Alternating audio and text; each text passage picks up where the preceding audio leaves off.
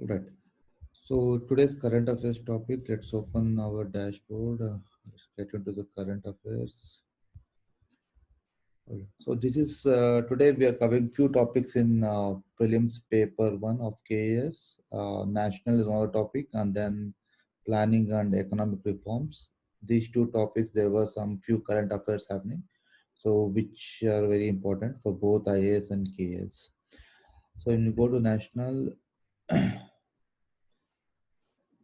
okay. So this is a very important news. Medical devices are classified as drugs. So why once it is classified as drugs, right? So what it means to us that it will be regulated by government. So government of it may be government of India or government of state. Both have that authority because health is a state subject, but few of the things like essentials, drugs, and all comes under government set government regulations. So what it means the quality and the price of these medical devices will be controlled. So controlled in the sense there will be no manufacturing or manufacturers and importers of these medical devices cannot increase the price. Okay, so more than 10% of MRP in previous 12 months. This was one of the prelims questions in I'm not sure in I think in UPSC like couple of years back. So the question was very simple, like the drugs classified under Government of India signifies what? One is its regulations of quality, yes, correct, and regulation of prices not to exceed MRP. So these were the option picked by many, and that was a trap.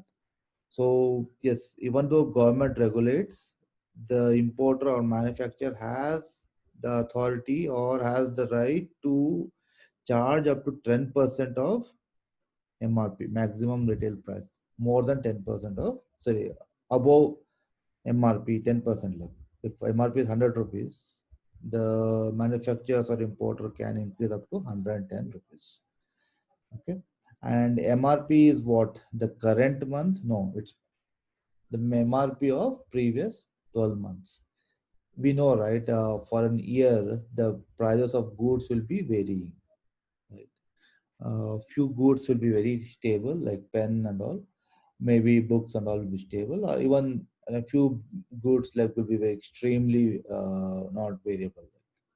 For example, tomatoes, these potatoes, and these kind of things. So over previous 12 months, so what are the MRP was? Usually the traders wants maximization of profit, so they'll pick up the highest MRP, okay? And then on top of that they'll put some 10%, and that's where they can leverage. The medical devices were actually were costing very high, right, due to this COVID situation. The manufacturers or importers tried exploiting the situation to their advantage, or they might anticipate in future they might not able to manufacture goods. So why not let's take the profit right now? So these kind of with an idea, the innovative ideas they might come up. So to stop them from doing so, the government had blocked this, has got some regulations on this pricing of this drugs. And once the medical devices are classified as drugs, so there is an act for drugs. So the medical devices, if you classify as drugs, the medical devices also comes under the act. The act is nothing but sanctioned by the legislature. So once the legislature is sanctioned, it's an obligation for the government to follow those legislatures, right? Government and as well the people of the country. All right. So this is one news. So the prelims question may be simply the form. Which of the following are drugs? There will be a simple questions in KS, right? So in that one of the option will be medical devices. So for our common sense, right, it doesn't match. Right? Anyone doesn't have this knowledge or not updated with current affairs will not pick up medical devices as one of the drug, right? It's very purely common sense oriented. This is where the UPSC or KPSC will set traps. Okay. So idea is we have to use common sense in answering the questions, but at the same time, it has to be backed up with sufficient information. Right? If you plainly apply the common sense, then it's neither a science, right? Common sense, nor logical, right? It might not be logical, right? There are many things, if especially in social sector, sociology will come to know. Like common sense is not a science, neither a science, not a logically related subject, right? It's usually a historical influence based on which we get. Historical means the family which we grow in, everything. This shapes up our common sense, which might not be right, accurate. All right. So this is one thing. Other aspect I wanted to discuss more in detail is planning and economic reforms. So mind you, this prelims paper one has these many sections, right? National, international events. We have seen this, right? The syllabus. Social history, economic history, cultural history, right? Indian national movement, Karnataka focus, world geography, geography, India, Karnataka focus. So as part of this political and economic system, there's one topic called planning and economic reforms. So current affairs might not be confined only to national and international events, right? The current affairs might come any one of these topics, maybe in prelims or in mains, any of the topics. Means yeah, any of the topics which are current affairs, not static in nature. So planning and economic reforms is one subtopic. It's very dynamic. So dynamic in the sense there are frequent current updates keep on happening. So we need to, especially in terms of economy, we need to keep track of those current affairs. So if you go through this, this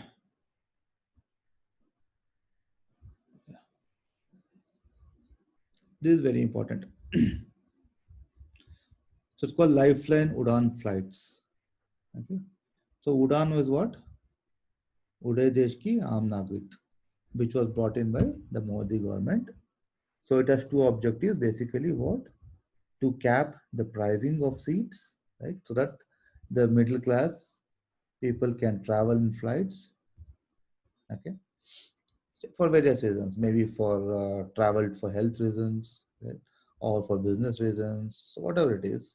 So they wanted an opportunity to give middle class so that they can travel through Udan. So there is a price capping, like 60% of the price, usual price of the airlines should be capped for certain, for few seats of the airlines, and it has to be booked like much earlier. So all the clauses are there, but still there is an opportunity for middle class people to travel in airlines. So that is sometimes it has costed cheaper than your even your trains like Rajdhani Express and all. They are much costlier than airlines. So this is one aspect of Udan. So other aspect is Udan is connectivity. So what is connectivity? Connectivity between the second tier cities. In Karnataka, if you see, if we didn't have connectivity to Mysore, right? The starting connectivity to Mysore, the starting connectivity to Hubli. Hubli was not a flourished, though there was a airport, it wasn't flourished. So they started connecting to Hubli, right? Connecting to Belgaum. So people started traveling to these places, and it was very profitable as well for the airlines as well. These initiatives.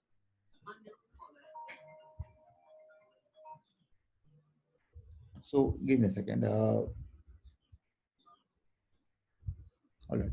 So now this Udan was well, it has established over a period of time, right? For I think 3 to 4 years, it got established itself connecting the second tier cities, like second tier in the sense, especially the hilly regions of Uttarakhand, especially the northeast regions of Uttarakhand. And now this became our very backbone in this crisis situation of COVID-19. And this where this particular topic becomes very critical for our prelims. So once they call, might simply call about Lifeline Udan is all about. Lifeline Udan is all about. They may give four options. What is about this? So for people who are not understood well versed with this current affairs, might chances are that they might apply common sense decoding the word lifeline, right? They might give options like lifeline means emergency heart care, something like that. They might come up with an options.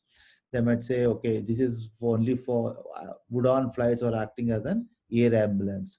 So such kind of very vague answer options will be there, which tempts students to choose go for that answer.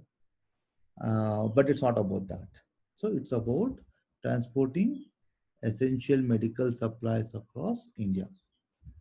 So essential medical supplies across India, particularly to the islands, Andaman Nicobar, Lakshadweep, northeast regions where road connectivity is very, it's not well established. So this is the most important aspect of Udan. So because why Udan already has connected these cities earlier for passengers, now they are using the same connectivities to transport the medical supplies.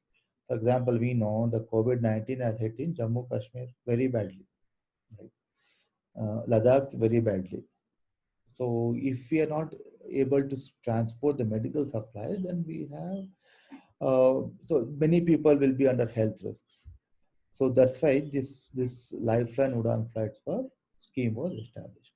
This is the so planning and economic reforms. So economic reforms, why? Because Udan as an was an economic reforms done by this current government, right?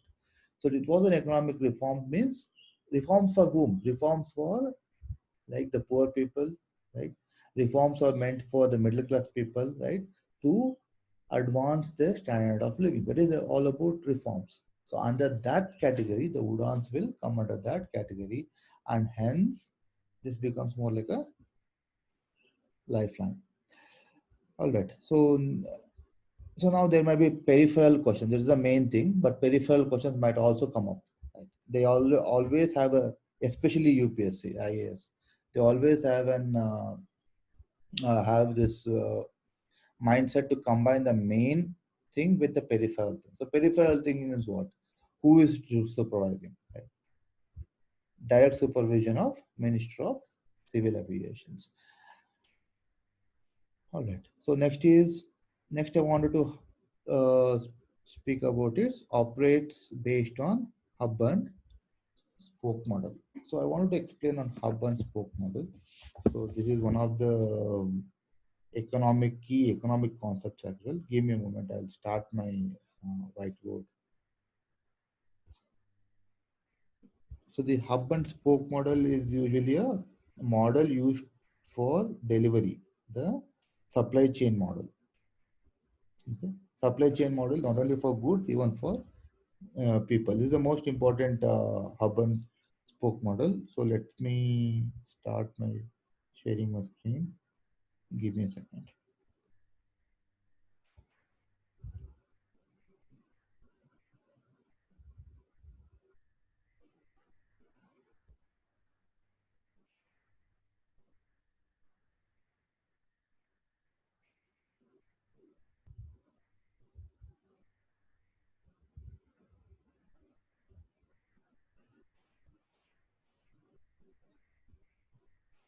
I'm not sure for you people the economic classes are going on.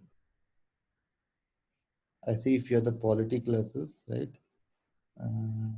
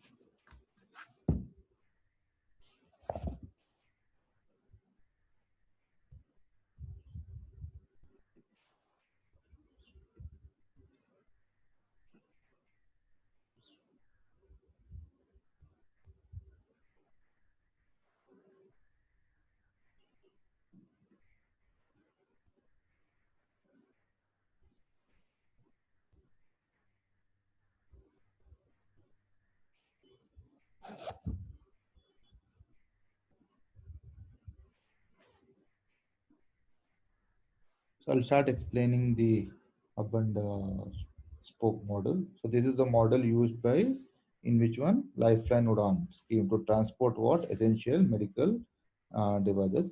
So this is not a new concept. This is a very ongoing concept. For example, if we, for example, there is a need, right? For example, people, it usually happens in scenarios where there are multiple destinations and multiple sources.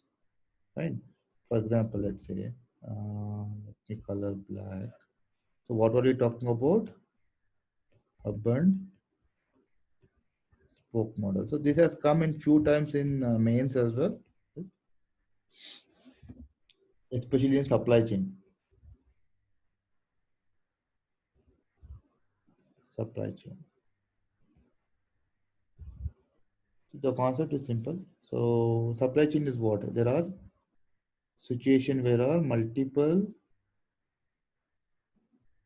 sources and multiple destinations, right?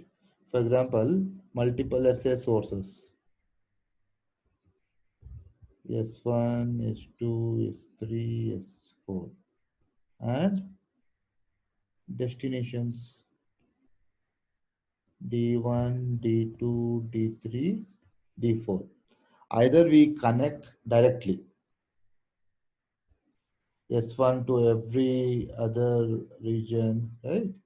Or and S2 to every other region, S3 to every other region, right? S4 to every other region, right? So is this a model which is economically viable? So answer should be no. Why? Because we are directly connecting flights based on S1 D4. This first of all, the amount of flights are too many. Right? 4 into 4, 16 flights. Fine. And then second question is, it might run most of the times. It might run empty as well. Empty means almost empty, means like it may be half filled. Half filled goods might be transported, right?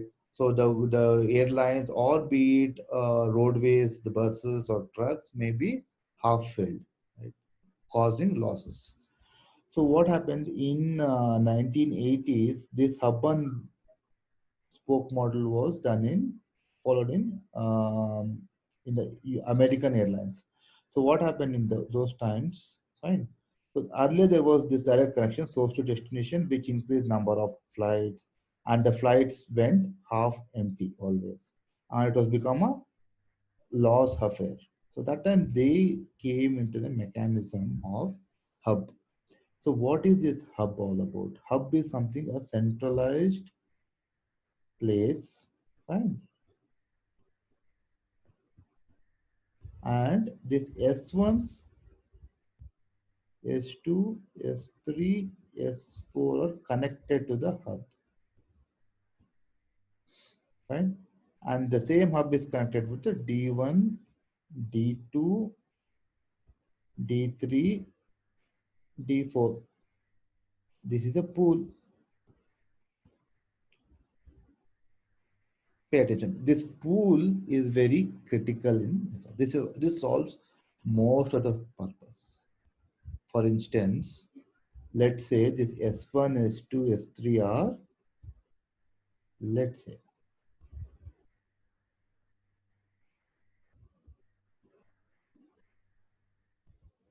just remove from Bangalore. Bangalore, fine. Mumbai, Delhi, Hyderabad. We're talking about people. Okay? And let's say this side, we're talking about destinations. So what are the destinations? US, UK, right? Israel, South Africa.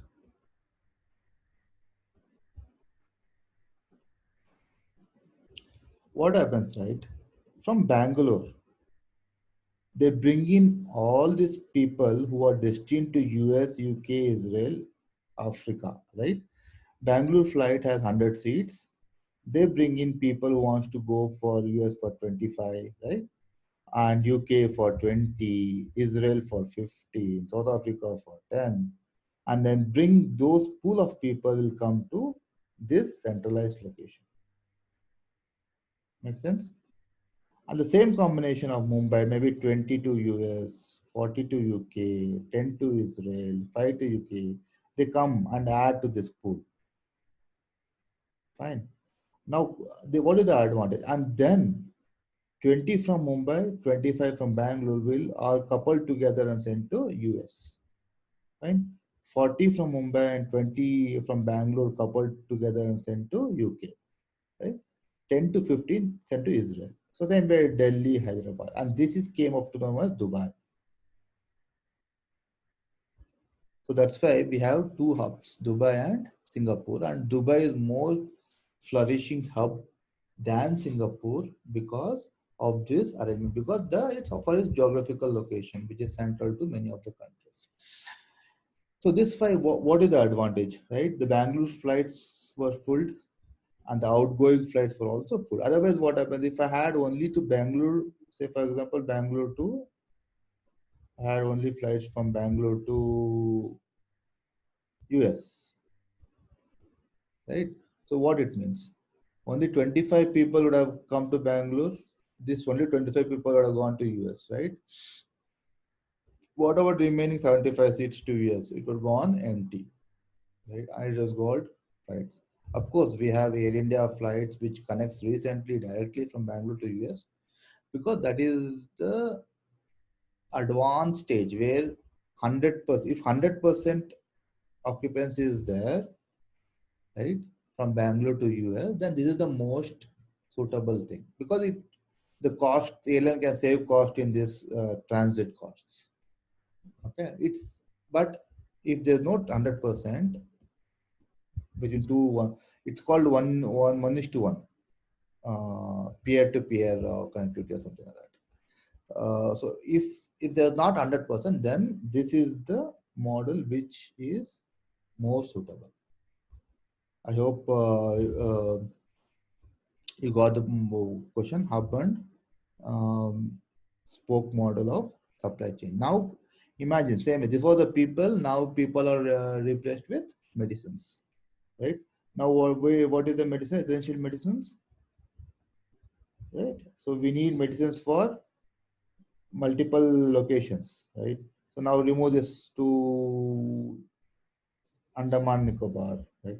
So for example, Delhi, Andaman and Nicobar, Northeast states, right? Lakshadweep, right? And the sources of medicines are different, right? In the Bangalore, the pharmaceutical companies may manufacture a certain number of essential medicines. In Hyderabad, certain number of essential medicines. Mumbai, they get this medicine from different sources, pool it together, and based on requirement, they send different proportions to different places.